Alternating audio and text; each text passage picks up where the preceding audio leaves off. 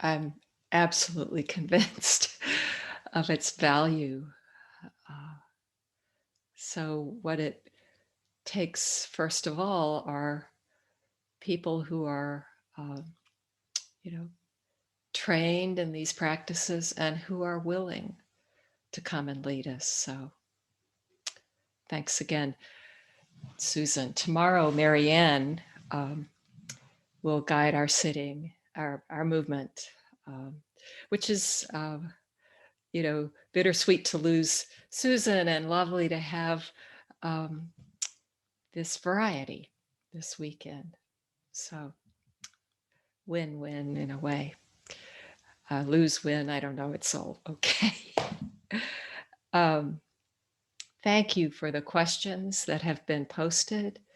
And if at any time um, in the next 40 minutes or so, a question comes up for you, please feel free to type it into chat. And if we don't have time today, then we'll take them up tomorrow. Most of them, Dan, have been directed to everyone, so maybe we could take those first. Sounds good. Yeah, I'll start with the number one. You mentioned stilling the mind. Can you say more about it? Is it a mind with no thoughts? Or is it taking the backward step, as Dogen says, and resting in the sky and not weather, i.e., thoughts and feelings? Yeah, what a lovely question. And this comes up not always so artfully put, but every time.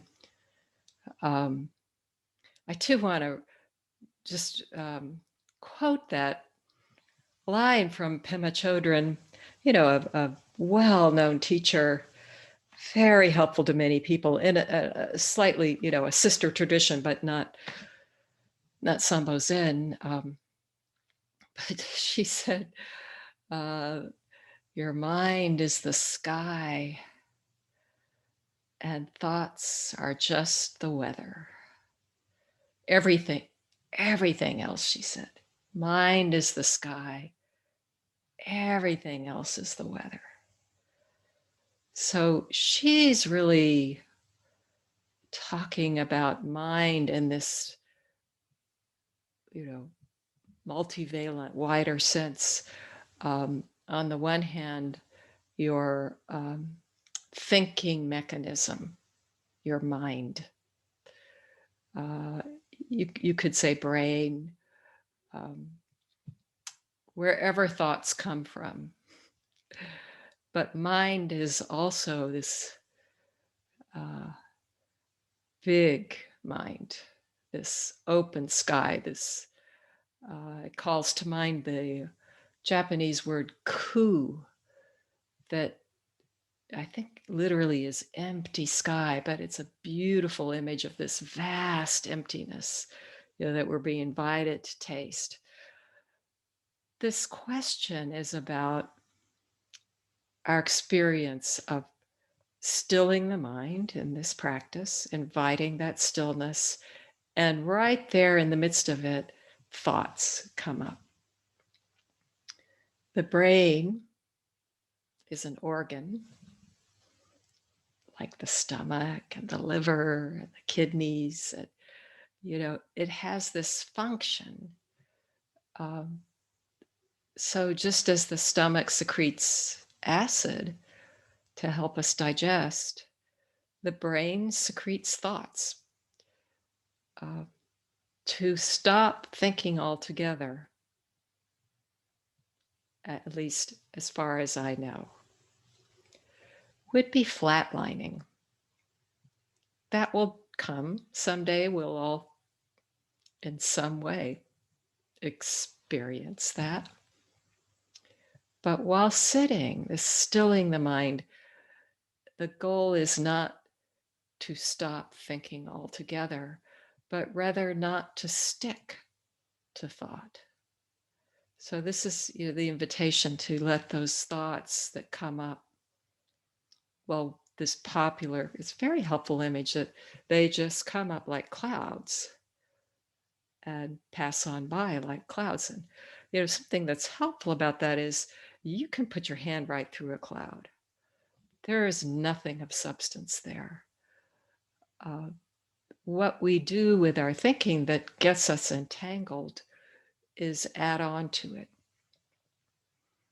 So if you're sitting and sort of thought comes up, but there's no story, you don't trail after it, I've heard it likened to a thought is just like a bead, and we don't add other beads on. That's the practice. It's beautifully called by these old masters uh, non-thinking. There's this great phrase by Master Yaksan, who preceded Dogen. And Dogen had great respect, and Yaksan said, what do you do when you sit zazen? Think, not thinking. And then, he called that non-thinking. But think, you know. So this is a way of saying you're really focusing. There's this activity there of stilling and intention. And it does seem over time, it really happens. Like putting a glass of, water that's kind of got some, I mentioned silt or sediment in it.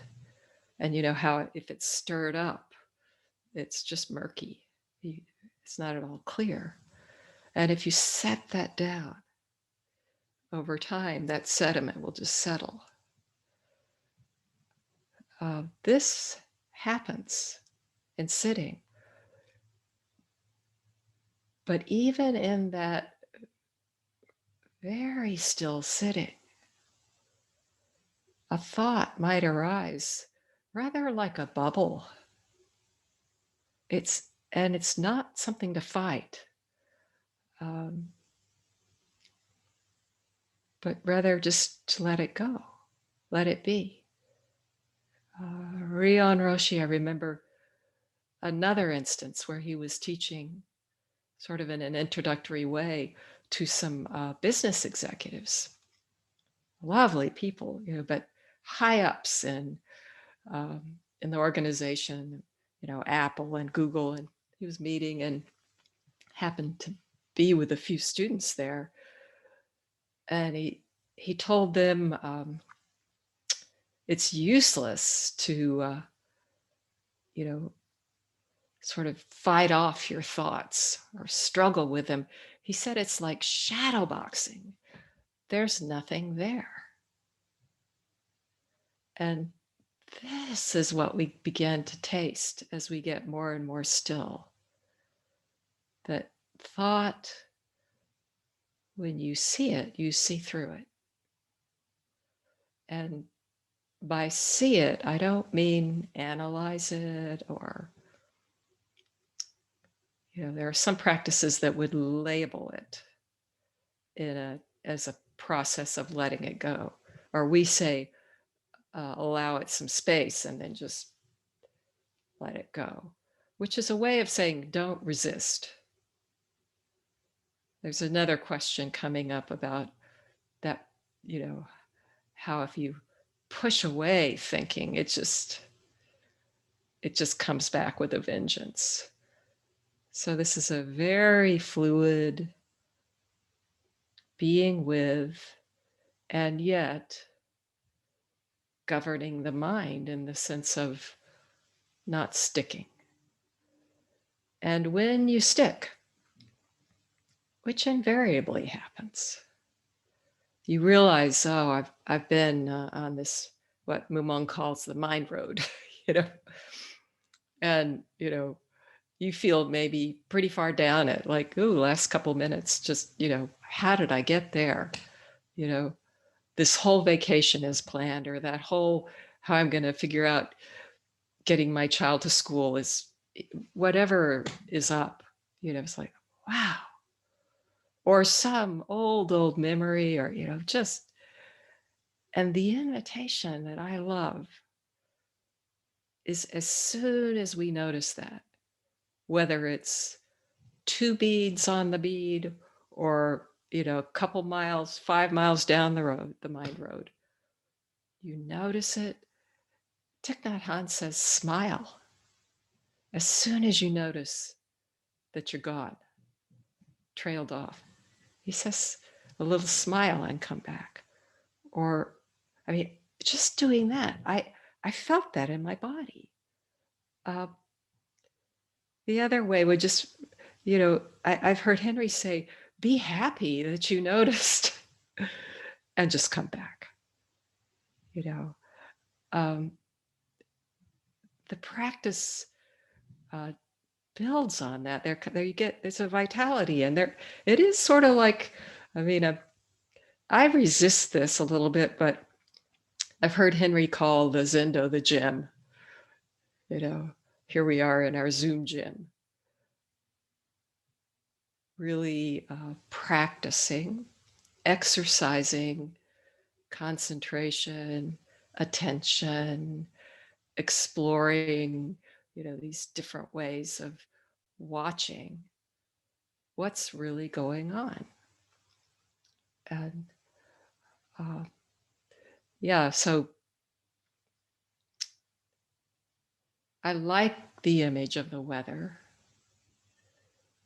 in part because whatever we think or feel, feeling can be, if you're in the middle of grief or great anxiety, that requires some space, some compassion. Similarly, the cushion is not the place to analyze it, but we learn to welcome it and let it move on, because it will. This constant change. Even the quality of something like grief or anxiety will change. It's a remarkably simple practice to be with what's going on. And, we have every opportunity in other contexts to take up our thoughts and certainly feel and explore what we feel. There's no gate that should be closed in sitting. It just gets very quiet.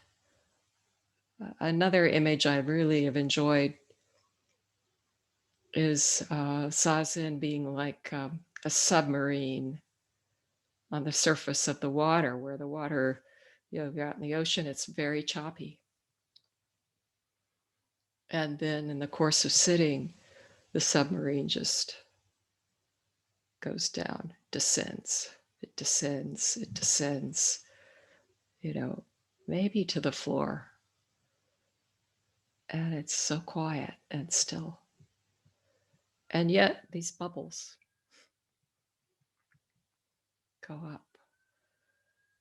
So that's how I understand. I mean, I know I tend to talk in circles sometimes. That's stilling the mind. And that, we'll keep talking about that, because it's, as I imagined with this Japanese Roshi, like, that's the biggest challenge. It was so interesting to me that he said posture. And I do think one very helpful response, if you're finding yourself distracted in sitting or kind of swamped by an emotion, is to check in with your body. first, maybe, on the one hand, you can just do those little micro adjustments. You might notice that you're all crunched down, or where is that constriction? Like, just let the space expand. It's so capacious. There's room for this, and it's not bumping into anything. But the other thing is, if it's a difficult emotion, to check in with your heart. And if it's a thought loop, I think I mentioned this, where you let the thought come, you welcome it, you give it space, and let it go, and there it is again. My partner is a serious Zen practitioner and a singer-songwriter, not for his profession, but really loves that. And so he'll sit and get these songs stuck in his head. And it's that kind of loop. He actually has figured out a way an antidote for that. But for a thought loop, then I would again check in. Is there some constriction in the body that is really more what's going on than this rut that you're digging, this old habit? And then allow that space. So much of this sitting is, on the one hand, to just stay there and be alive in it. And then just to behold.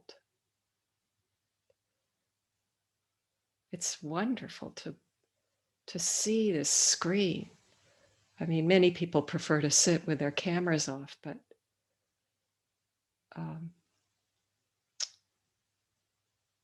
sometimes I see images of a lot of people sitting, even 4 or 5.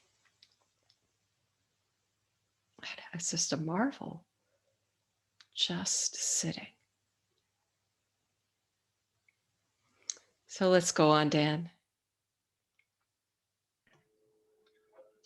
When I'm meditating, I find it hard to be present, as I'm always seem to have a voice in my head or some presence which is there judging the situation.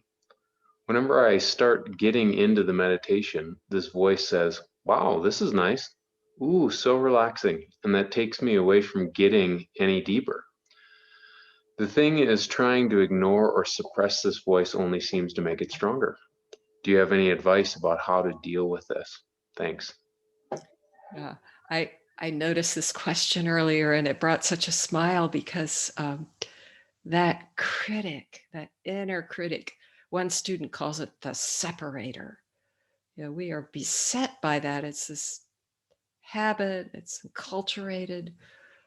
And what I loved about this question was the critic, and I was just sure that it would go, I'm telling myself how terrible this is, how badly I'm doing.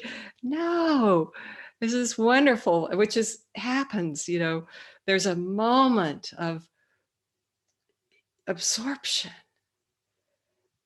And it's so wonderful and amazing. And, that I mentioned that sense of, no boundaries, that can happen. You might have just a taste of that. And then in comes, wow, this is wonderful. Or did you look at that? And of course, we're immediately back into that dualistic sort of, I'm here doing this, watching this. When in the moment, that's somehow gone. I just want to thank this participant for bringing up that side of the critic. We mostly suffer the other side. In either case, you're absolutely right. It's like, don't think about an elephant. If we try not to, to avoid it, it's just fearsome in its insistence. So I mean, this has happened so many times. It's a universal experience. And, I think there's a little humor in it, certainly compassionate understanding, and also something of that smile that Thich Nhat Hanh was talking about, where, oh, you know, that happened, and that's a taste of this practice. Something new will come like that, or who knows? But so that critical voice, when it comes in, allow it, see it. If you can see it, you really can see through it. And when we say allow some space, that's sort of the first step of that, to recognize that, you could just put your hand right through that. There is no substance at all. And what tends to happen with these lovely moments of depth or openness, awareness, over time, they just expand. And there's, that critic isn't so quick to rush in. I've told this story before because it's such a powerful instance of this, that early on in my practice, I remember exactly where I was in the Zendo, on a day of Zen. Was here in our home Zendo more than 20 years ago, well over, during the first year of practice. At day of Zen, we're doing the walking meditation, and suddenly, with one step, just one step, the whole world took a step. Really. And for a moment, it was nothing outside that.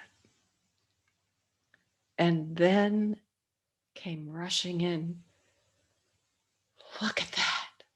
The whole world just took a step. And of course, immediately I'm just walking. But that didn't take away from the beauty. It was like a guidepost. Those happen where oh, this is the way. This is the way. So yeah, I think this question answers itself in saying, again, it's not something to fight off, but somehow this ease with it tends to make that critic, it just invites it to give me space, because these experiences are so much more real than that voice. And in the end, it can't survive them. Keep practicing. Okay. Okay, two questions. What does Sanbo Zen say about hara?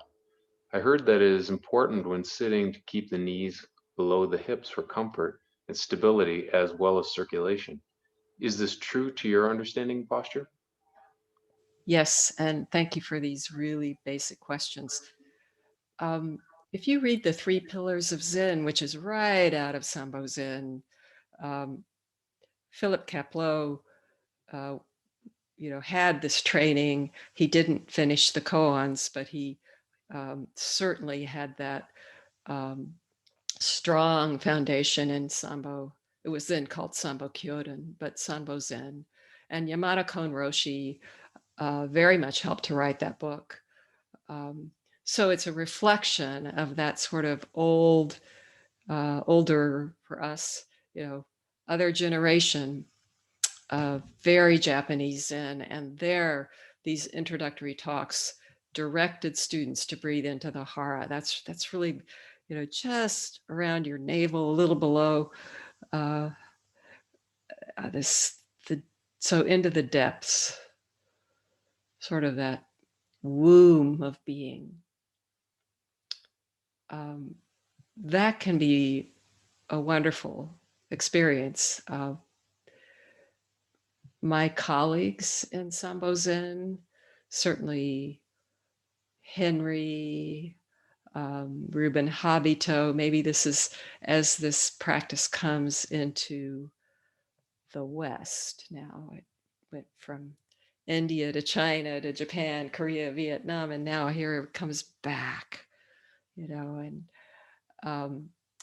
we are inviting a more, the instruction is just to breathe naturally and notice the breath. So for some, it's so helpful to really follow the air just coming into the nostrils, this sort of, and out. The attention there can be so helpful. And for others, the heart, to really notice there's a sense of breathing in and out through the heart. And for others, it just over time will naturally deepen, and it will naturally slow. And it does get, my experience is that it gets lower and slower and deeper, but I'm not trying to make that happen. If you're curious about it, though, explore. Be a lamp unto yourself, Buddha said, the very end of his life, after all that teaching. About posture, yes. The recommendation is to have the hips, the seat, a little bit above your knees. And you'd have to be very, very, very flexible. Some people are and just sit flat. But I think for circulation and definitely just this balance we're talking about, when I mentioned it as a tripod, what's so neat about that image is that a tripod can be level on any surface, but it can also, have that shorter leg, which is your seat, and then the two longer legs, your knees, or if you're in a chair, your feet. So I think that's a very helpful instruction. And if you're having trouble sitting upright, if it's a straight and you find after a time you have to lean forward or kind of, sometimes I see this or this, that is so hard on the body. So see if a higher cushion or a different position, kneeling maybe instead of cross-legged, or a bench, or a low, not exactly a chair, but there are all kinds of wonderful sitting, and you can make them up. You can find ways, but hips or seat above the knees. Yeah. Thanks. Since posture is primary, can you say something about the hand mudra? Are there other hand mudras than the one shown today? Is there a particular significance, metaphor, imagery connected to it? And I couldn't see the walking hand position for the demo this AM. Can we see a close-up? Yes. So thank you for this. The mudra that we use in Sambo Zen and that you see on statues of the Buddha all around the world, you see other ones too, but ours is the one I learned was, the right hand course, in your lap, and the left hand on top. The right side is considered the more active side, and the left less active. And then the thumb slightly touching. It sort of makes the shape of a Bodhi tree leaf, actually, or a heart. Um, that is probably the standard, certainly Sambo Zen. But I have also seen just this, so you just lay your hands in your lap. And that, it's, again, if you get tired over a series of sits, it might be nice to have different ones. It's also fine to just lay your hands on your thighs. And there are, of course, you've seen the yoga ones. If we were all sitting together in the same physical zendo, I would think that it could be distracting to others if some people are sitting like this, because it's just wide enough out that it might be in somebody's line of sight. But at home, I would experiment with mudra, with hand position. The significance, for the Buddha, if you look at all those statues, he's got his left hand down and the right hand on top. He or she, it's Kuan Yin, and you see this because the Buddha, the awakened one, we're all by nature awake, but he is serving the world, active in the world, going out into the world. So this active hand is on top. Whereas for us, that, it's very quieting, that mudra position. And there's a sense of circularity in it that I really like as well. But when I started, I really had to get used to this. The kenhin, or walking position, is to have your right thumb, which is considered the treasure, this gem, the dharma, the teaching, who you are, all those, and just lightly inside a very relaxed fist, and then the other hand on top, and it makes a straight line here as you walk, and that's sort of held against the solar plexus wherever it falls, depending on your body type and height. There's a kind of poise to that, and it's not at all tense, but it really helps walking feel like another form of sitting, which it actually is. It's walking Zen. So when we walk at Mountain Cloud, there's no rule. So a lot of people are doing that, which is the most traditional. But sometimes people will just walk with their hands at their sides, or even clasped in a relaxed way behind the back. I frankly had never seen that until I came to Mountain Cloud. And all of the Sambo Zen places I've sat all over the world, it was much more uniform with this posture. And Dan was beautifully showing it, but there was a little bit of distance. So appreciate the question. Dan? Yeah, that looks like about it for questions on the chat box. There was one to me. Let me just see, because this was an interesting. I've been practicing counting breaths for 4 months now. I was wondering when it is time to move on to something else and what the next step would be. So this is a great way to start practicing, and a tool that could be useful for the rest of your life. If I'm having a distracted sit, I might fall into counting. More likely now because of this root koan that many of you will have heard of, the koan that it was alive in the world before Joshu, but the power of his giving it is certainly present in this koan mu. M-U, mu. And that is so common. There are other first koans, but this one is so strong and common that in Japan, all the people sitting with mu are called mujis. And, it's just a lot of people go from counting the breath to taking up mu practice. Some people read about this, hear about this, and are so drawn to it, they just sort of assign themselves mu.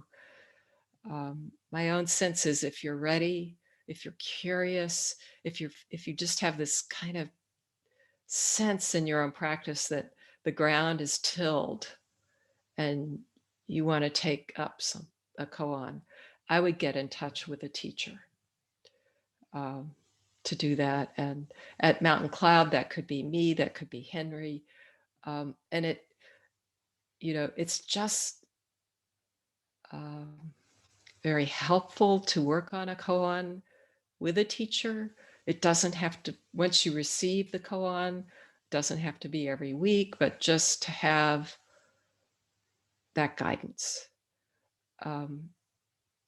Also, the experience of being given a koan by a teacher is really, well, memorable and part of the process. Here, this is yours. I prefer that way. But there are other steps between breath counting and koan practice. Some people just move to open awareness, so where you're still enough that you're able to drop the counting and maintain that poise, maintain that present moment awareness, but it becomes very spacious. And you can rest in that. If it gets very, very, very clear, you're moving toward just sitting, this shikantaza. That's challenging. But what I like about that is if the counting starts to feel too busy and you let it go, and then sometime within that sit, again, feel a little turbulence come up. You can just count until it comes back, like that rudder of the sailboat, you just come back. And also there are these root questions. Who am I? Some people take that up. It's not a discursive question in sitting. Sometimes it'll just turn into who.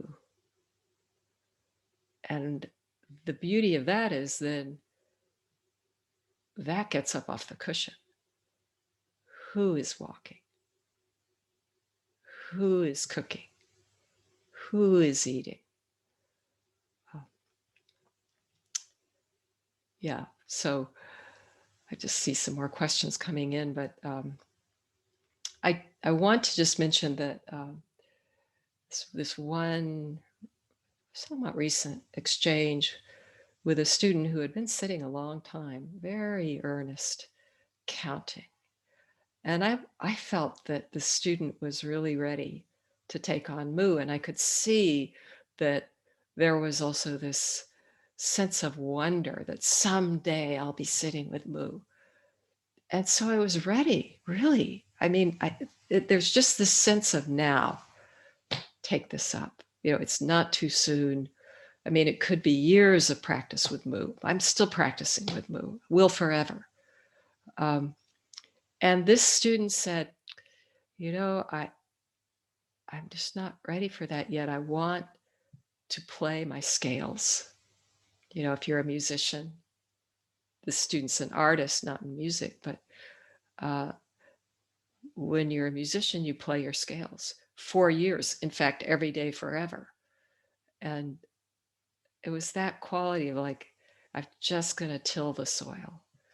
So it's very personal about when comes this sort of restlessness that I'm eager for this. So check it out, and we're here for this. Okay, maybe one more. Okay. On the topic of counting, I feel I can keep track of counting and have other thoughts going on. Suggestions? Like there are two streams at the same time.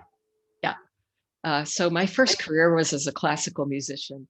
And when you play in an orchestra, you learn to count.